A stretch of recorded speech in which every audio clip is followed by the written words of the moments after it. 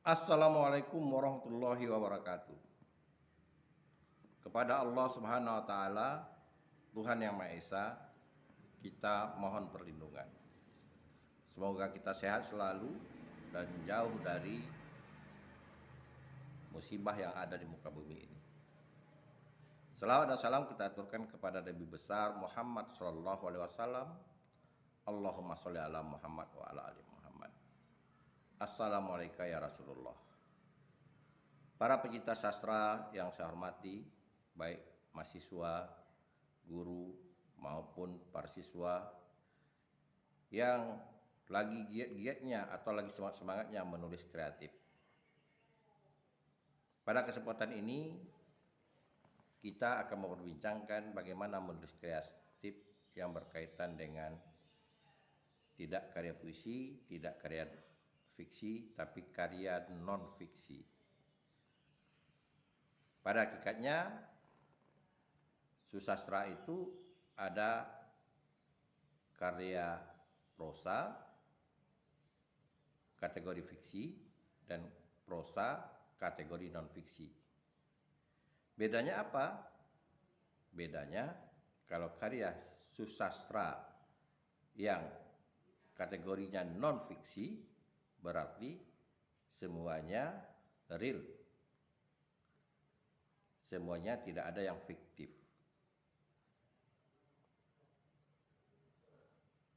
Dan kalaupun dia berbentuk cerita, bukanlah cerita yang fiktif.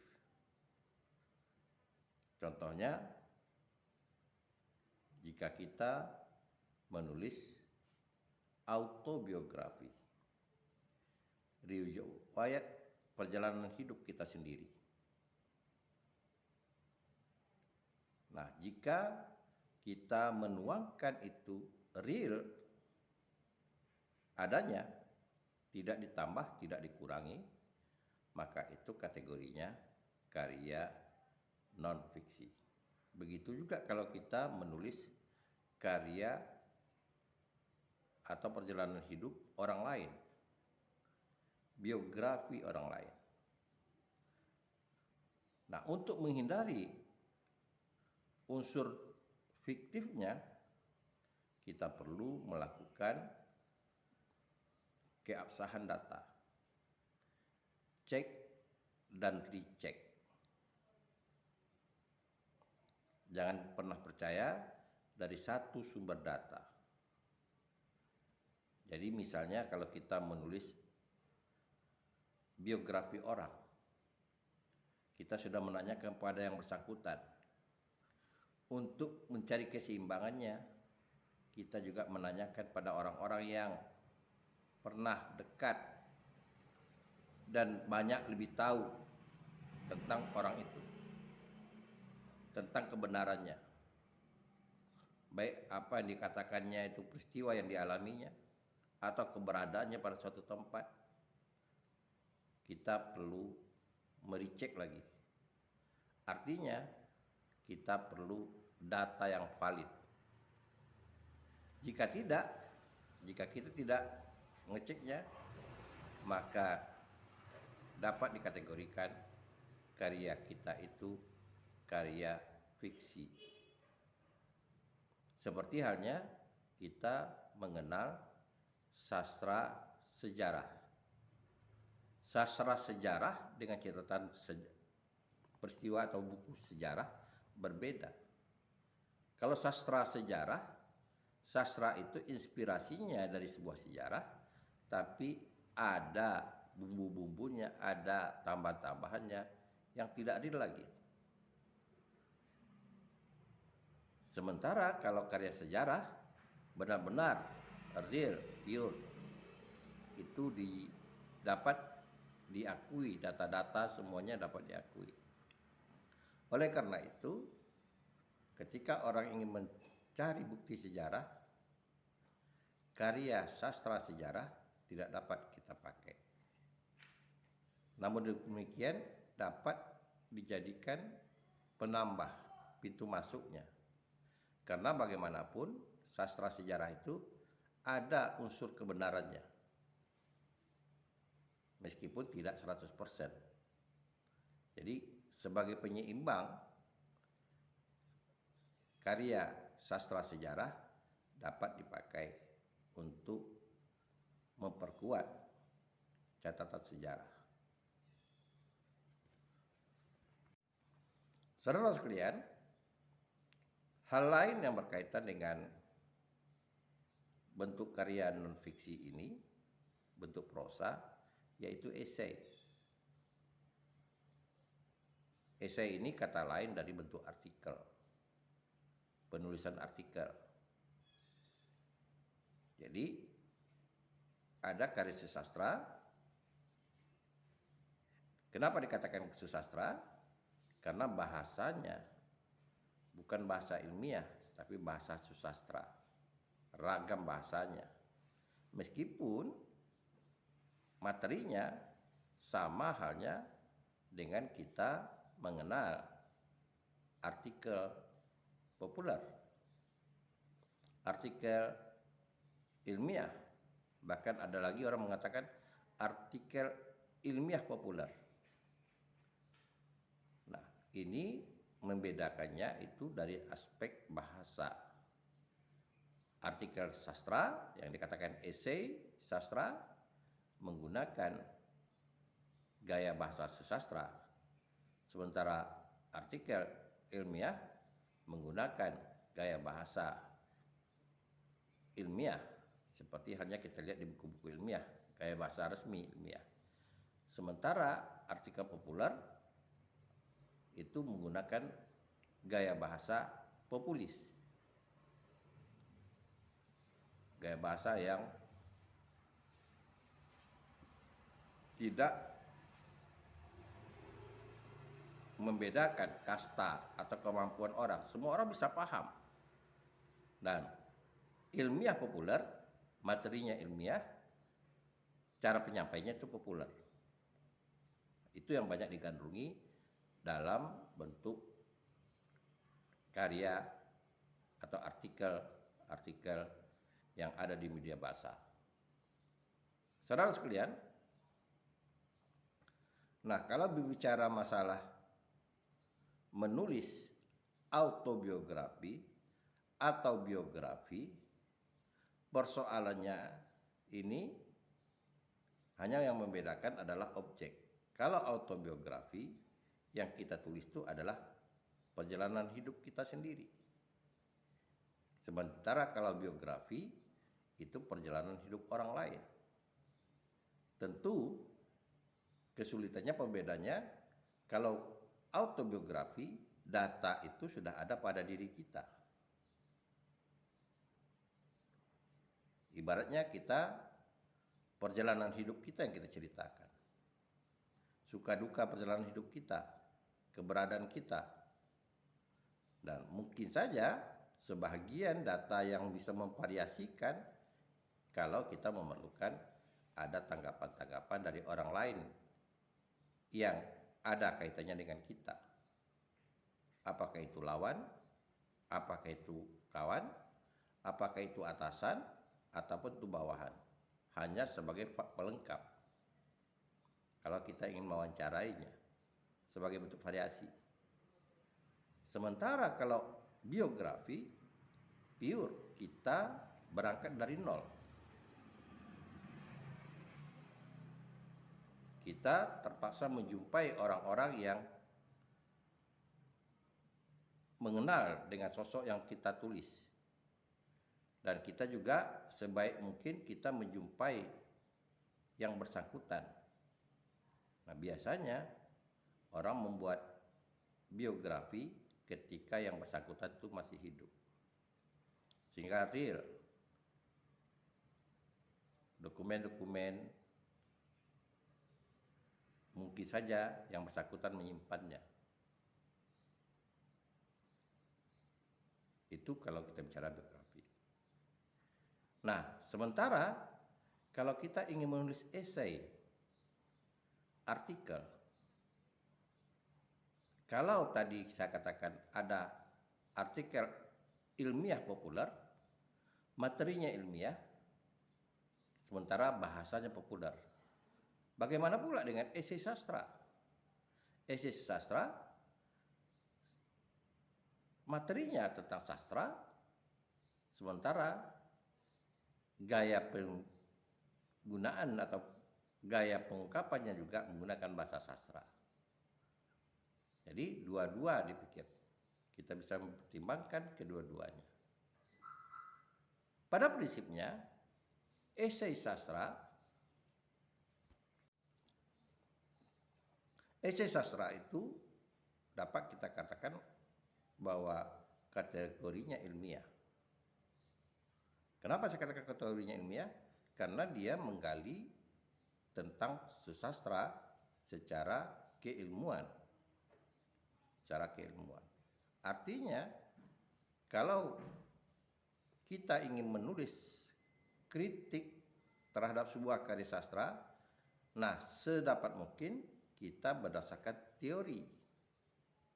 Artinya, ada teori sudut pandang membedahnya.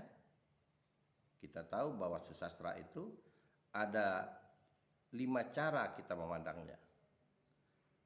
Yang pertama, bagaimana kita mengaitkan sastra dengan pengarangnya. Pisau bedah yang kita pakai itu struktural genetik. Kemudian bagaimana mengaitkan sastra dengan masyarakat ketika sastra itu lahir. Kajian kita itu mimetik. Lalu ada yang membahas berkaitan dengan sastra itu sendiri. Kajian kita itu objektif.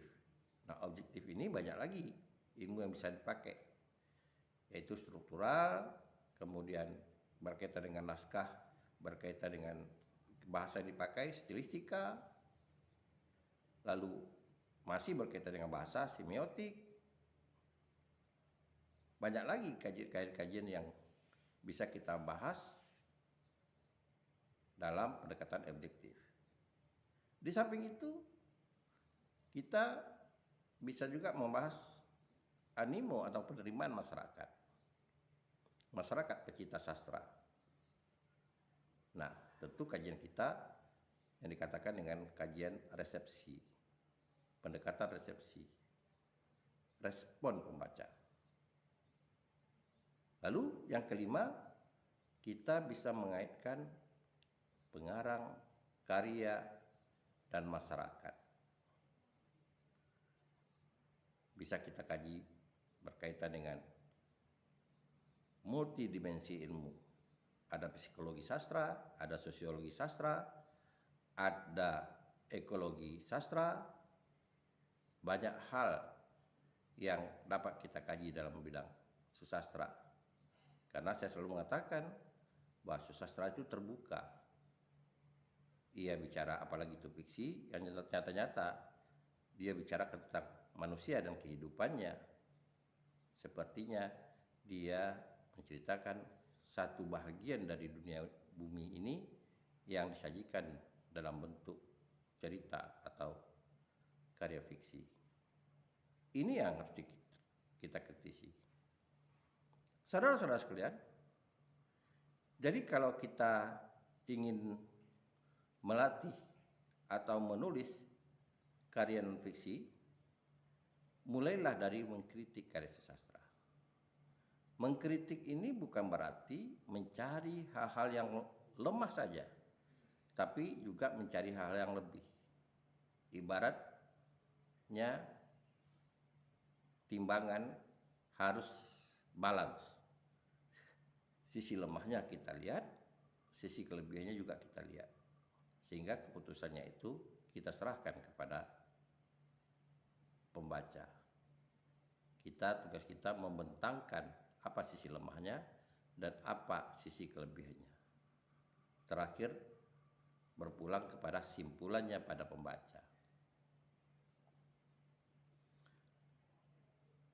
Nah, sebagaimana kita ketahui bahwa artikel itu atau esai susastra juga mempunyai strukturnya,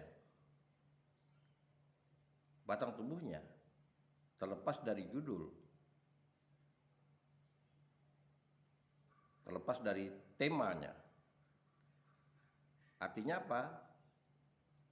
Bangunan esai itu terdiri dari yang dibangun itu paragraf pembuka, lalu paragraf isi, dan paragraf penutup. Nah, kita bahas satu persatu.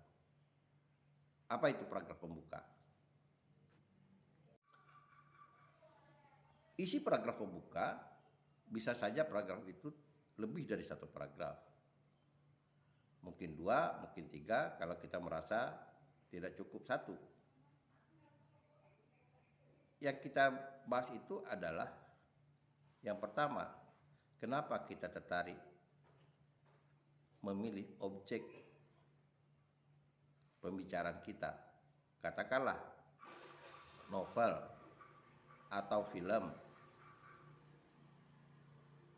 Sepertinya kita buat resensi.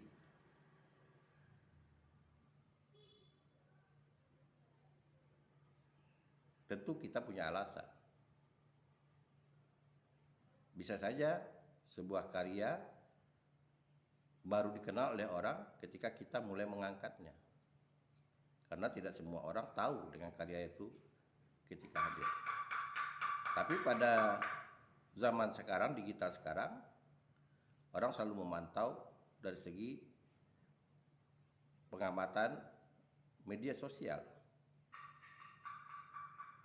Karena di media sosial sudah ada datanya. Siapa yang suka dan siapa yang tidak suka. Berapa orang yang like dan share terhadap sebuah karya sastra. Semakin banyak berarti semakin suka orang. Semakin banyak yang like dan share dan yang setuju dan yang tidak setuju, itu semua data lengkap di media sosial. Itu yang pertama. Jadi kenapa kita memilih objeknya karya sastra itu. Kedua, aspek yang kita bahas. Nah, kita bahas itu tentu kita membaca dulu karya sastra. Kita sudah membaca, melahap dulu karya sastra. Baru kita melihat ada sisi yang menarik untuk dibicarakan. Misalnya sebuah novel, sisi yang menariknya ini yang kita bicarakan masalah keadilan. Katakanlah masalah feminisme, kesamaan gender, kan itu berkaitan juga dengan keadilan. Atau masalah kemiskinan.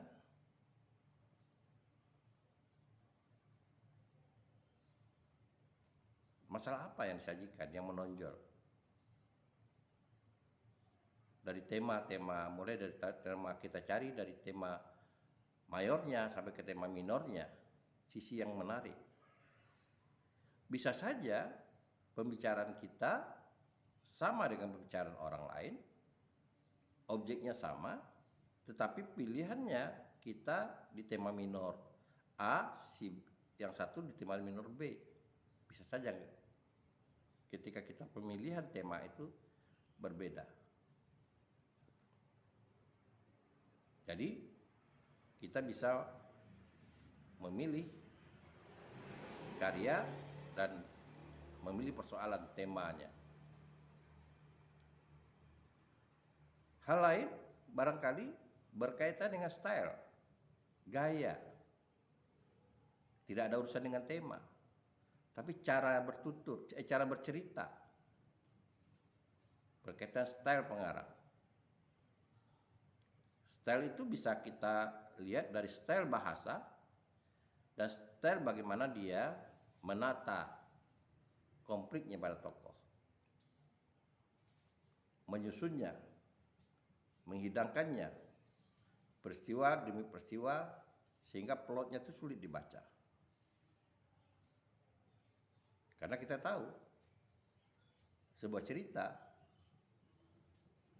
apakah alur atau plotnya dulu disiapkan, atau alur itu tercipta karena ada peristiwa yang secara alami berjalan sedemikian rupa. Sehingga ada orang yang mengatakan karya yang anti alur atau alurnya tidak jelas. Karena ia fokus pada perkembangan peristiwa, bukan karena mengikuti alur dari sebuah peristiwa. Jadi natural sekali. Sebagaimana kita hidup, kita kan nggak tahu hari ini sampai lusa dan seterusnya peristiwa apa yang kita alami. Tetapi kalau kita tata alurnya, seolah-olah hidup kita itu sudah tertata. Kita hanya menjalankan saja alur. Dan itulah yang terjadi dalam perkembangan karya susastra. Saudara-saudara kalian, berarti pengantar itu memberikan informasi kepada pembaca kenapa kita memilih objek dan masalah yang menjadi sasaran kita. Mencari tahu dengan masalah atau mencari jawaban dengan masalah yang kita ajukan. Lalu sampailah kita kepada bagian isi. Nah, untuk mengupas masalah itu tentu ada data. Data itu bisa saja berupa kutipan-kutipan. Bagian mau kita ulas. Lalu, apalagi yang harus kita lakukan? Menganalisis data. Kita analisis data, kita mengelompokkan data. Data mentahnya.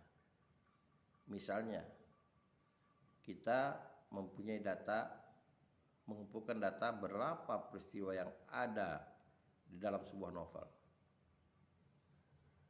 Katakan ada 30 peristiwa. Nah, 30 peristiwa ini ada berapa yang bicara tentang ketidakadilan misalnya. Karena kita membahas tentang ketidakadilan. Katakan ada 20 peristiwa tentang ketidakadilan. Lalu bicara 20 ini kita analisis lagi. Masih kita bagi enggak? Kita kelompokkan tak? Ketidakadilan yang bagaimana? Ketidakadilan yang berkaitan dengan hukum resmi atau ketidakadilan yang berkaitan dengan kehidupan sosial? Yang ketidakadilan yang bagaimana? Nah, setelah itu kita bisa analisis, kita bisa kelompokkan, baru kita membahas. Misalnya mau kita jadi jawaban itu, kita mengamati kenapa ketidakadilan ini muncul. Kita tentu mengamati satu persatu dari ketidakadilan itu. Dari pengamatan itulah kita bisa menguraikan, lalu mungkin kita dapat jawabannya.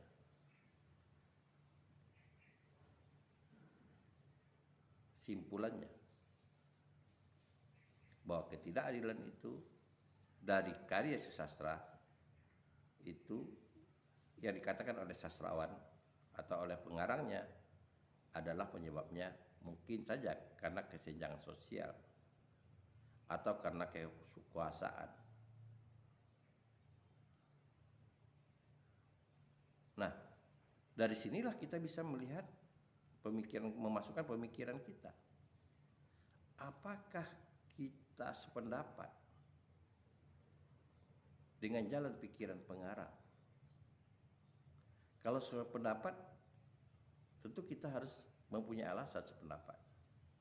Kalau tidak sependapat, lalu alasan kita apa kenapa tidak sependapat? Nah, inilah yang menarik dalam karya sastra.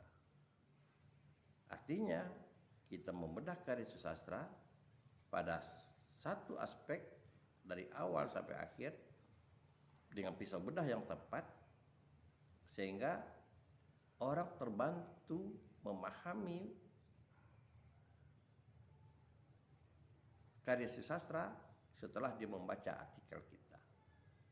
Jadi esai yang kita tulis, artikel yang kita tulis berkaitan dengan karya sastra sangat membantu orang untuk mencerna karya sastra. Karena tulisan kita itu salah satu sumber informasi dari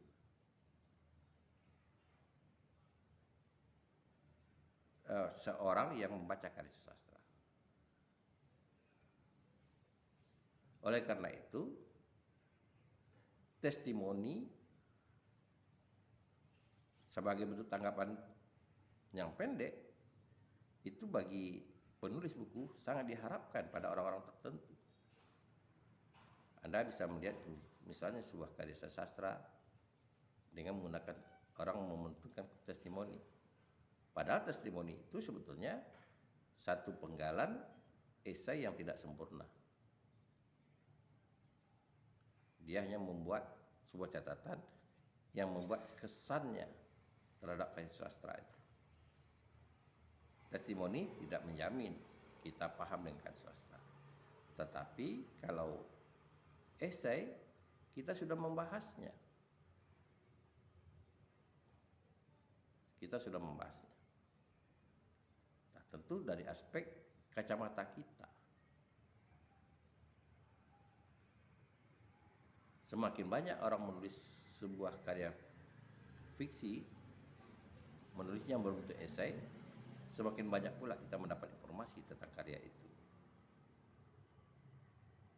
Karena dari berbagai sudut bisa dilihat orang. Karya sastra itu terbuka lebar untuk orang membicarakannya.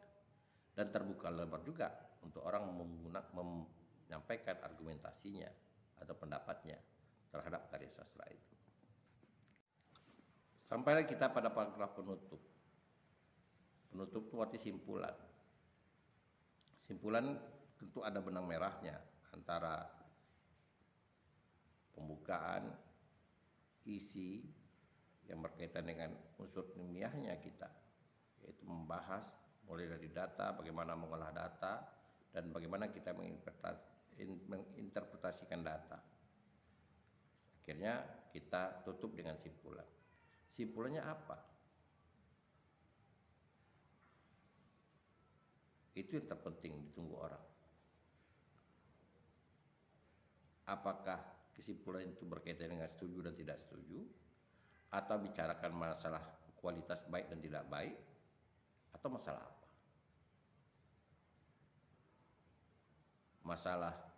Misalnya masalah keadilan tadi. Kita ambil kesimpulan misalnya, oh karya ini bagus, berbicara tentang keadilan. Dia memberikan kecerdasan tentang keadilan. Atau kita katakan bahwa karya sastra ini tidak jelas berpihak kemana tentang keadilan. Sebagai sisi yang kita anggap sebuah kelemahan dari karya ini. Nah, ini yang ditunggu oleh orang. Saudara-saudara sekalian,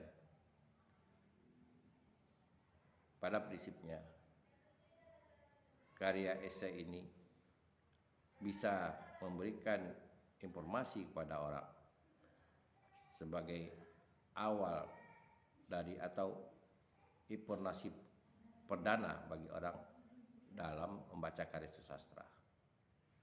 Nah, mudah-mudahan dengan membaca esai orang akan tertuntun, akan mendapat informasi, akan terarah dalam membaca karya sastra. Nah, oleh karena itu begitu pentingnya esai. Jika Anda tidak mampu menulis karya fiksi, karya puisi, kenapa tidak Anda mencoba menulis karya non-fiksi berupa esai? Nah, untuk itu kembali lagi kepada awal menulis. Anda tentukan tema yang sesuai dengan objek yang dikaji. Lalu Anda buat kerangka karangan berpikirnya, kerangka karangan esainya, mulai dari berapa paragraf pembuka, berapa paragraf isi, berapa paragraf penutup. Ini kenapa perlu ada kerangka karangan? Supaya esai Anda terarah. Mari mencoba, jangan sampai terlambat, dan dengan mencoba kita tahu letak kelemahan kita menulis. Jadi saya anjurkan, kalau seandainya Anda tidak suka dengan menulis karya fiksi, tidak suka menulis puisi, kenapa tidak Anda jadi pengamat, menulis esai tentang karya sastra, objeknya karya sastra. Karena bagaimanapun esai itu bisa berkaitan dengan menelaah jalan pikiran si pengarang atau sastrawan. Bisa juga berkaitan dengan style atau ciri khasnya kepengarangan.